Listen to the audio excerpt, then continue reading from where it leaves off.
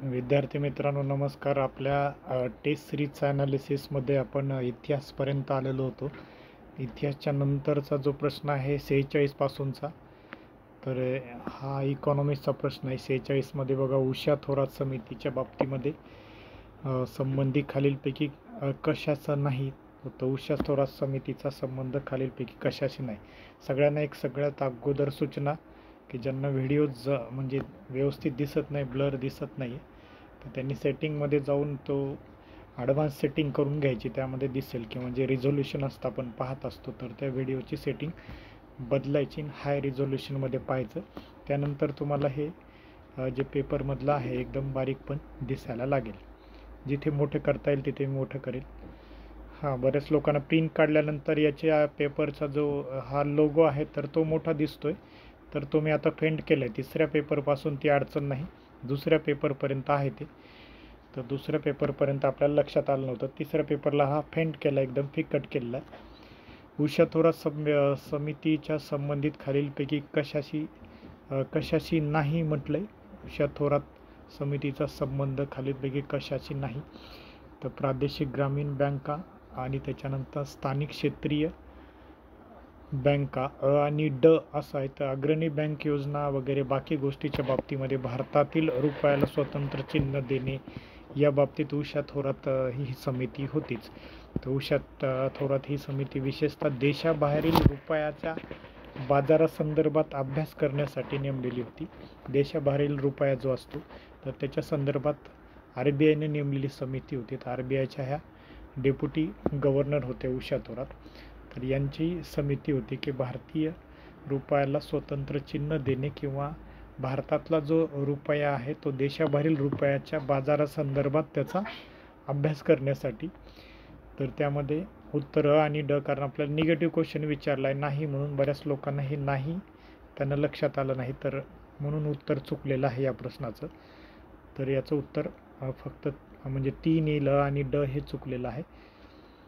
पुढे बघा, कारण प्रादेशिक ग्रामीण बँका हे 1975च्या आहेत आपल्याला माहिती आहे. तर तेव्हा तुम्हाला लक्षात आलं पाहिजे, प्रादेशिक ग्रामीण बँका 2 ऑक्टोबर 1975च्या. म्हणजे एवढ्या जुन्या काळातल्या, म्हणजे 75च्या वेळेस उषा थोरात नव्हती, तर ही अलीकडची 2019 वगैरे या काळातली अलीकडची ही समिती आहे. त्याच्यामुळे तुम्हाला काही पर्याय इसवी सणावरून सुद्धा कमी करता आले पाहिजे. तर हे बघा, काही पर्याय तुम्हाला इसवी सणातून अशा टेक्निक्स तुम्हाला डेव्हलप करता आल्या पाहिजे. तर त्याचं इसवी सन बघायचं, इसवी सन म्हणजे कोणत्या वर्षी होतं हे पाहायचं. ते फक्त इतिहासमध्येच नाही तर इकॉनॉमिक्समध्ये सुद्धा हे लागू पडतं. प्रादेशिक ग्रामीण बँका हे 2 ऑक्टोबर 1975च्या आहेत. अग्रणी बँक योजना ही जरी आधीची असली 69ची, पण आताही तिचा अभ्यास करण्यासाठी ही नेमलीच होती. स्थानिक क्षेत्रीय बँका आणि याच्यामध्ये प्रादेशिक ग्रामीण बँका ही जुनी कन्सेप्ट आहे. एकच मिनिट, हा मोबाईल बंद करतो मी. पुढे चला. तर 47वा प्रश्न बघा, 1969 व 1980 मध्ये बँकांचं राष्ट्रीयकरण करण्यात आलं आहे.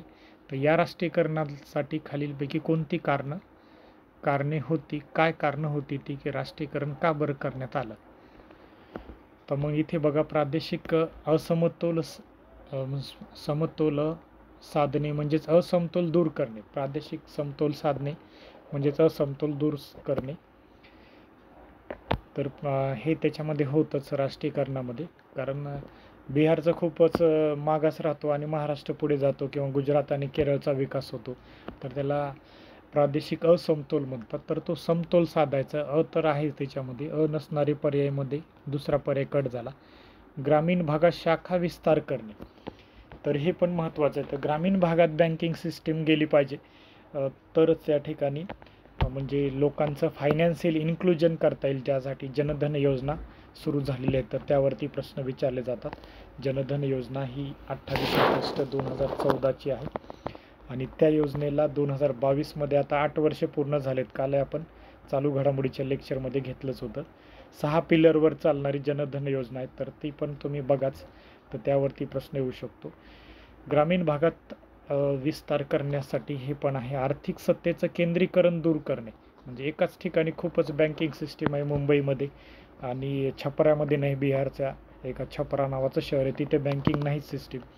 तर असं न होता तर सत्तेचं केंद्रीकरण दूर करणे, अग्रक्रम क्षेत्राला कर्ज पुरवठा करणे. राष्ट्रीयकरणानंतर बँकामध्ये एक आत्मविश्वास वाढेल की शेतीला ते कर्ज पुरवठा करतील. तर अग्रक्रम क्षेत्राला कर्ज पुरवठा झालाच पाहिजे. म्हणून या ठिकाणी अ, ब, क, ड असं सर्वच पर्याय नंबर 4 येईल. तर पर्याय नंबर 4 आपल्याला उत्तर लिहायचं आहे, आणि जेव्हा येत नाही तेव्हा आपल्याला पर्याय नंबर 4च लिहायचं, हे लक्षात ठेवा. त्याच्यानंतर 48 नंबर बघा प्रश्न. देशातील दुसरा म्युच्युअल फंड डॅशने डॅश साली स्थापन केलेला आहे. तर दुसरा म्युच्युअल फंड देशातला पहिला पण माहीत असला पाहिजे, आणि या ठिकाणी मुद्दामच तुम्हाला दुसरा दिलेला आहे. पहिला तुम्हाला माहीत आहे की UTI. तर पहिला UTI जी 1964ला स्थापना झाली, तर त्यांचा पहिला म्युच्युअल फंड होता. आता भरपूर म्युच्युअल फंडमध्ये खाजगीकरण वगैरे, खाजगी कंपन्या भरपूर आहेत. तर देशातील दुसरा म्युच्युअल फंड आपल्याला विचारला आहे. दुसरा SBIचा होता 1987चा. आता मी पण काढलेला तो SBIचाच आहे, कारण आपल्याला म्हणजे ज्या सार्वजनिक बँक आहेत तर त्यावरती विश्वास आहे, प्रायव्हेट बँकेवरती अजूनही आपल्या म्हणजे सर्व भारतीय लोक विश्वास नाही ठेवत. तर मग बऱ्याचदा प्रायव्हेट बँका काही सुविधा देतात, पण आपण गव्हर्मेंट बँकेचाच काढतो. तर स्टेट बँक ऑफ इंडिया 1987 जी आहे, तर त्यांनीच हा दुसरा म्युच्युअल फंड सुरू केलेला आहे. पहिला UTIचा लक्षात ठेवायचा 1964चा आहे, हे लक्षात ठेवा. तर UTIचा 1964चा. आणि जगातला पहिला म्युच्युअल फंड तो कधी कोणत्या देशाने सुरू केला असंही अलीकडे विचारतात, किंवा ग्रीन बजेट कोणता मांडला, जगात कोणी मांडला आहे, किंवा महिलांसाठी जेंडर बजेट मांडणारा पहिला देश कोणता. तर या टाईपचे पण प्रश्न आपल्याला विचारले जातात. तर 1924ला USA मध्ये जगातला पहिला म्युच्युअल फंड सुरू झालेला आहे. तर USA मध्ये जगातला पहिला म्युच्युअल फंड सुरू झालेला आहे, हे लक्षात ठेवायचं. तर जगातला पहिला, भारतातला पहिला 1964 UTI unit trust of India हा RBIनं सुरू केला होता. तर त्याची मालकी तेव्हा RBIकडे होती. तर हे लक्षात ठेवा, पहिला जो आहे तो RBIकडे. त्याच्यानंतर 49 नंबरचा क्वेश्चन. 1962मध्ये डॅश यांच्या अध्यक्षतेखाली व्यापार धोरणाच्या संदर्भात शिफारशी करण्यासाठी कोणती समिती नेमण्यात आली होती. तर रामस्वामी मुदलियार नावाची कमिटी ही नेमण्यात आली होती. लक्षात ठेवायचं, 1962मध्ये नेमण्यात आली होती. तर ही कमिटी नंतर हेल्थ सर्वे आणि प्लॅनिंग कमिटी याच्यासाठी पण नेमली होती. रामस्वामी मुदलियार नावाची जी कमिटी होती. तर पर्याय नंबर या ठिकाणी 2 यायला पाहिजे. बाकीच्या ह्या ज्या आहेत तर तुम्हाला माहिती आहे की राजा चल्लया समिती ही एक टॅक्सच्या बाबतीत नेमली होती. टॅक्समध्ये सुधारणा करण्यासाठी नेमली होती राजा चल्लया समिती. 1991ची आहे, कारण 91लाच आपण उदारीकरण सुरू केलेलं आहे.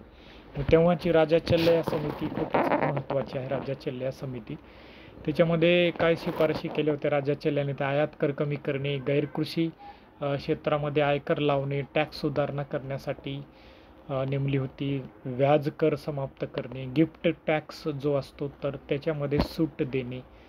तर हे राजा चल्ल्याचं होतं. वांछू समिती.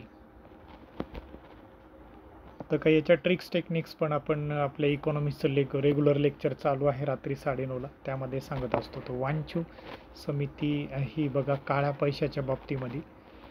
तर बघा काळी जादू, छू आणि काळी जादू असं लक्षात ठेवायचं. तर काळ्या पैशाच्या बाबतीमध्ये प्रत्यक्ष कराच्या बाबतीमध्ये नेमलेली आहे.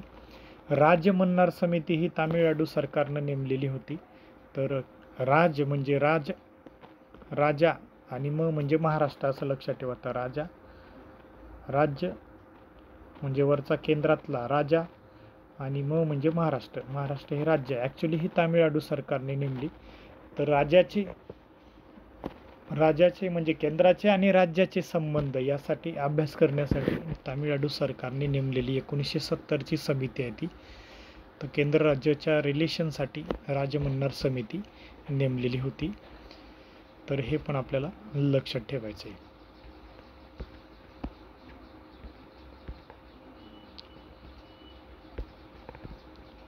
एकच मिनिट, पुढे चला.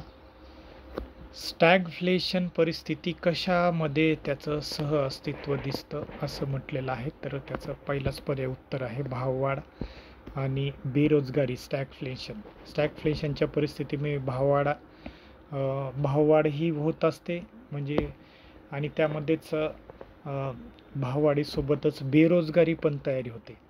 तर ॲक्च्युली भाववाढीच्या काळामध्ये आपण म्हणतो की बेरोजगारी ही कमी होत असते, पण इथे उलटं होतं. तर भाववाढ पण होते आणि बेरोजगारी पण होती. मग एक स्टॅगफ्लेशन तयार होते. म्हणजे स्टॅगफ्लेशन शब्द बघा, इन्फ्लेक्शन पण आहे आणि स्टॅग्नेशन पण आहे, दोन्हीचं कॉम्बिनेशन.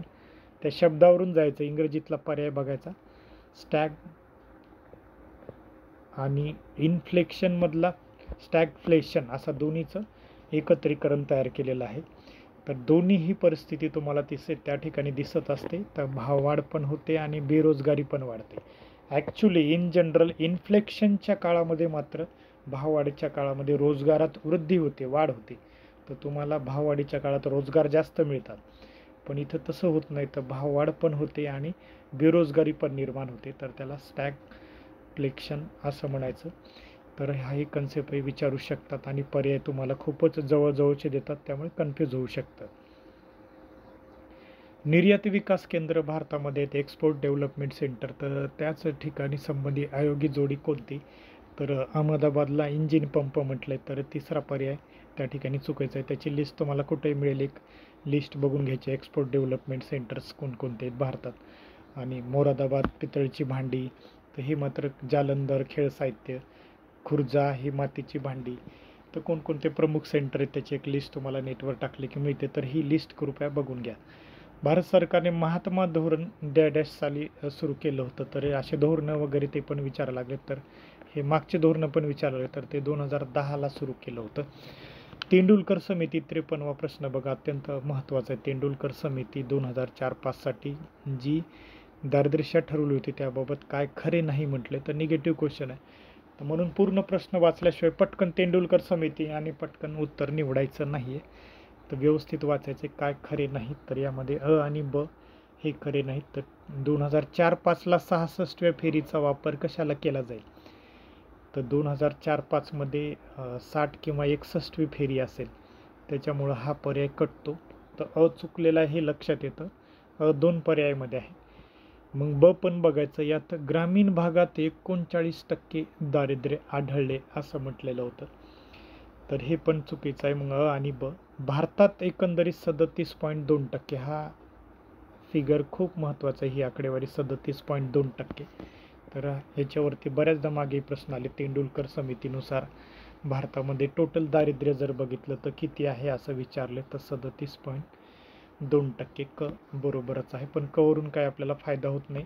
तर क कुठेच पर्याय दिला नाही असं आयोगात येतं, म्हणून त्या टाईपचा प्रश्न मी इथे टाकलेला आहे तुम्हाला. हां, त्यानंतर बघा, भारताची जनगणना अत्यंत महत्त्वाची आहे. जनगणनेवर 2 ते 3 प्रश्न येतात. तर मी थोडासा कठीण क्वेश्चन टाकलं. पहिला पेपर जरा कठीणच काढला, जरा म्हणण्यापेक्षा बराचसा कठीण काढला की तुम्हाला एक झटका बसायला पाहिजे आणि अभ्यास करायला लागायला पाहिजे. तर भारतातील ग्रामीण लिंग गुणोत्तर ॲडल्ट सेक्स रेशो शहरी लिंग गुणोत्तरापेक्षा अधिक आहे असं म्हटलेलं आहे. आणि त्याच्यानंतर ग्रामीण लिंग गुणोत्तर हे कधीही जास्तच आहे, तर शहरामध्ये महिलांचं प्रमाण हे कमीच आहे. असे काही जनरल वाक्य त्याच्यावरून तुम्हाला थोडं ऑब्झर्वेशन होऊन लक्षात येतं. तर बरोबर आहे. दुसरं बघा, 2001 जे आहे, तर 2001च्या तुलनेत 2011मध्ये स्त्रियांच्या एकूण साक्षरतेमध्ये शहरी प्लस ग्रामीण पुरुषाच्या एकूण साक्षरतेपेक्षा अधिक वाढ झालेली आहे. तर अर्थातच स्त्रियांची जर साक्षरता पाहिली तर दोन्हीकडेही वाढ झालेली आहे, ग्रामीण भागामध्ये आणि शहरी भागामध्ये. म्हणून दोन्हीही बरोबर आपल्याला उत्तर लिहायचं आहे. पुढचा बघा, खालील विधाने लक्षात घ्या. SDRला आंतरराष्ट्रीय नाणेनिधीच्या व्यवहारपूर्तीचं एकक असं म्हटलं जातं. SDR तुम्हाला माहिती आहे की त्याला कागदी सोनं म्हणतो आपण, पेपर गोल्ड असं म्हणत असतो. तर पेपर गोल्ड ज्याला म्हटलं जातं, SDRला पेपर गोल्ड म्हणजे स्पेशल ड्रायव्हिंग राईट्स ज्याला म्हटलं जातं, IMF कडून हे काढलं जातं. तर पेपर गोल्ड. SDRची किंमत डॉलर, पाऊंड, युरो, येन या 4 चलनाच्या संदर्भातच मोजली जाते असंही आपल्याला म्हटलंय. तर दोन्हीही विधानं सत्य आहेत. याच्यात रुपया वगैरे नसतो, जे हार्ड करन्सी आहेत तर त्यांचाच समावेश आहे मित्रांनो. डॉलर, पाऊंड, युरो आणि येन. तर हे 4 लक्षात ठेवायचे. SDR आंतरराष्ट्रीय संघटनेवर एखादा प्रश्न हल्ली येतोच आता. नाटोवरती प्रश्न आला होता राज्यसेवेला, तर त्यामुळे SDR वगैरे IMFशी संबंधित हा प्रश्न आहे, तर तो तुमचा बरोबर येऊ शकतो. म्हणजे मुख्य परीक्षेला येणारे प्रश्न आता प्रीला या लागले.